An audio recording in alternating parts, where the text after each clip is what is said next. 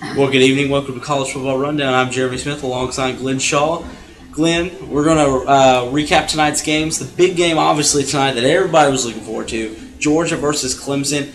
It did not disappoint. We predicted both teams in the 30s. That's exactly what we got here tonight. Yeah, that's exactly what we got. A lot of offensive firepower. But I think what I was mostly impressed with was the impact that Taj Boyd had in this football game. We talked about early about how Keith Marshall, Todd Gurley, the run game was going to make an impact, and it did. Yeah. But Taj Boyd was able to make the plays. I think what really impressed me the most was the pressure they were able to get on Aaron Murray, the offensive line that had a career of 118 starts to them. Disappointed a lot of Georgia fans and probably the coaches as well. It's going to be interesting to see how they go into next week's game to improve, because they're going to have to vastly improve against this South Carolina team. And speaking of that, going into next week, Georgia obviously losing this big game doesn't affect their conference chances, obviously, but it being a non-conference game. Do you see this lingering over into next week? Do you see this Georgia team being able to bounce back against a team that doesn't have quite as potent of an offense as a Clemson Tiger team that we saw tonight? Do you see this team being able to go back home and bounce back and get a big win in the conference? Oh, absolutely, Jeremy. There's no doubt about it. But I think what that starts up is with coaching. You put the players in the locker room and you look at them in their face and say, hey, listen, the season isn't over. We still win the conference championship. And let me remind you that the team who's won the SEC championship in the last 3 years have gone on to the national championship picture. Absolutely. So that is definitely not out of the question. But if I'm Mark Richt on this Georgia football team, I take a look in the mirror and say, hey, guys, look, we're maybe not as good as we thought we were. Let's go back to the drawing table and correct some things. Penalties were a big thing tonight's game. Turnovers. Aaron Murray had a couple of interceptions. So this team is definitely not out of the picture. I just want to see improvement in the passing game. Giving him more time. But boy, I'm gonna tell you something. 154 yards on the ground for Todd Gurley, 2 touchdown runs. You couldn't ask more from a guy who actually we were really worried about, who got injured in the game. So the question, I think, is Michael Mitchell going to be back next week? I think that might have hurt him in the passing game a little bit. But if you're a Georgia fan, you're disappointed, but keep your head up high, because there's still a lot more football to be played. Absolutely, Georgia definitely will have their heads going forward as they play at 4:30 Eastern, 3:30 Central next week against Carolina in Athens, Georgia. Now shifting gears over to the Crimson Tide of Alabama, played Virginia Tech today. Only amassed 206 yards of offense, but still managed to win by 4 possessions. Christian Jones being a big part of that. Being a big part of it, and it just shows you right there how big special teams can play in a football game, Jeremy. A lot of the game maxims for a lot of football teams is special teams, and Christian Jones did that. A punt return for a touchdown and a kickoff return for a 94-yard touchdown run. And let's not forget this defense, who is replacing a lot of stories in the secondary, had an interception return for a touchdown. You might be disappointed as an Alabama fan. Yeah, this offense didn't get up enough juice like it did last year, but they were able to find a way to win this football game, and that's what championship teams do. They find ways to win. This football team did the same thing tonight and taking care of Virginia Tech. Yeah, because this Alabama team is not going to amass 400 yards of offense every week, and when they get 2 special teams and 1 defensive touchdown, they're going to have less offensive yards than they would in a typical game, rather. So, Going forward now, looking at this, looking at the Florida Gators, got a 24-6 win today over Toledo. Mm-hmm. Going to Miami next week, getting those suspended players back, getting Matt Jones back more than likely from illness. Is this team a player in the East? Do you feel a serious player in the SEC East? They're under the radar, Jeremy, because not a lot of people are talking about them. Yep. And they're talking a lot about Georgia, South Carolina. When you ask people who's going to be in that East, who's going to represent the East in the SEC championship game, Florida's name does not come up one time in that discussion. It's going to be very interesting. This Florida team, Jeff Driscoll seems to be a better passer, a little bit more command of the offense, and I think that's what Will Muschamp wanted out of Jeff Driscoll. He ran a lot of times last year, didn't slide, took a lot of hits. That's not what you want your starting quarterback to do. You want him to take command of the offense and be able to make the passes. He was able to do that. Now let's not forget Andre DeBose is out for the year. But you do have some other playmakers. It will be interesting to see when these players return defensively and offensively how they play against Miami, because I will tell you this, Miami, Al Golden has done a phenomenal job in the recruiting trail for Miami. They're not the same Miami that they have been the past few years. They are talented.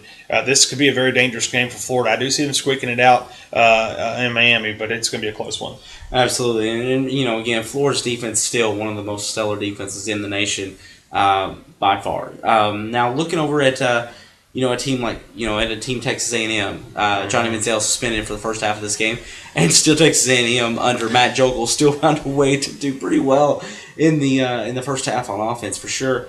But Johnny Manziel came in the second half, played very well, 6 for 8 for 94 yards and 3 scores, but got into a little bit of chippiness, did some taunting, and Kevin Sumlin pulled him out of the game late in the game. Is something definitely to look at, you think, or is it cause of concern, you think? Well, I think it's a maturity issue, and I think what you do if you're Coach Sumlin is you sit him down and you say, hey, look, you're our playmaker, you're a leader, and we can't have leaders acting like that. That's a poor representation of Texas A&M. I think Johnny Manziel is a very talented football player. He showed it as a true freshman winning the Heisman Trophy. That's not normal, folks. But he comes in, he 6 completions, 3 of those touchdown passes. But you got to take control of that maturity level. You can't be pointing to the scoreboard, running your mouth to that. Listen, they play. I forgot who they play this upcoming week, but I know it's a cupcake. And then you got Alabama. Alabama's off this coming week, so they're going to have time to prepare for you. Time to get your attitude right, be a leader on the team, start running your mouth. It's time to play and shut up. Just play your type of football game, and I think he'll be okay.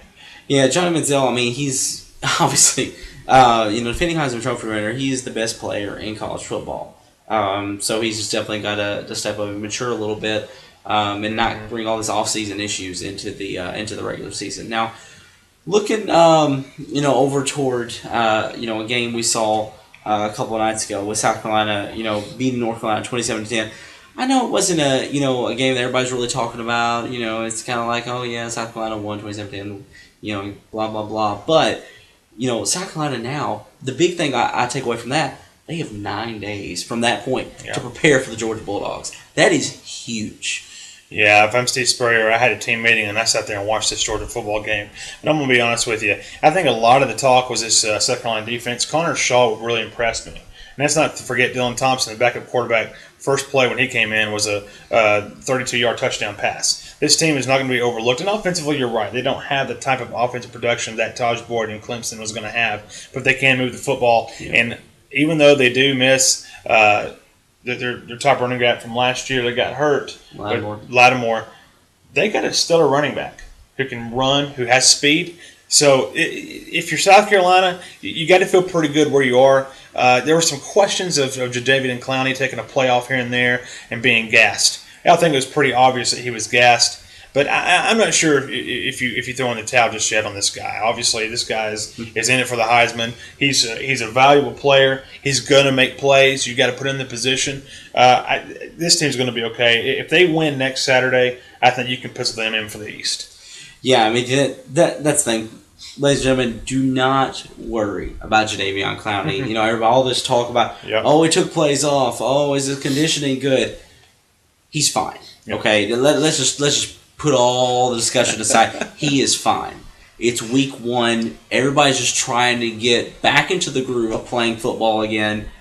Come week 2, much to the chagrin of Georgia fans and Georgia players, Jadeveon Clowney will be ready to go in Athens and going full force against that Georgia offensive line who really struggled tonight. So it's definitely not going to be good for the Bulldog offense for sure. So, looking at that game, Georgia South Carolina in Athens next week, what do you see as the outcome of that game? Obviously a crucial game for both teams, but more so Georgia being the desperate team in that game. It's going to be the same type of game that it was this week. It's going to be a lot of tension, a lot of excitement, a lot of pressure. I think right now, if you're Georgia, your back's against the wall. You can't go into your bye week 0-2. I think that would just decimate the team, especially all the hopes that this team has had. But at the same time, you've got to prepare. And you got to prepare just like you did in this game. Yeah, you lost the game, but you got to prepare and you got to start with correcting the mistakes, the penalties,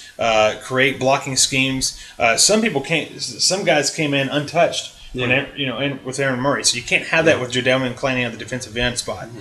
What I see is a South Carolina team that's hungry. Steve Spurrier, I think, is on the verge, and folks, don't quote me on this, but I think he's on the verge of retirement. I think 1-2 years you will see Steve Spurrier exit college football and retire from South Carolina. Question is this his year? I think it is. I think South Carolina enters Athens next week on a high note. it's a toss-up to me, but if I had to pick right now off of what I've seen this weekend, I'd pick South Carolina 24-20. Again, but next Saturday, my opinion might change, but as of right now, it's hard to pick against South Carolina. It is. I mean, based on Georgia's poor offensive line production, if they play like that again next week, now run blocking time was pretty good, but if the pass blocking is the way it was tonight, next week, Clowney's going to have a field day against this offensive line against Aaron Murray and have multiple sacks. So,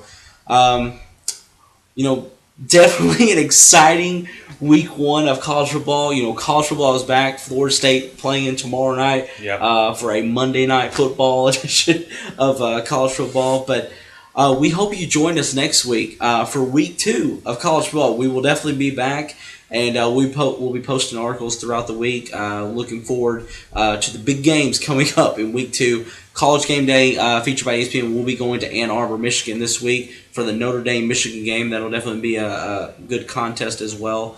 So we definitely appreciate you joining us here tonight on College Football Rundown. For Glenn Shaw, I am Jeremy Smith. We do appreciate your viewership, and you have a great rest of your night. We'll see you next week.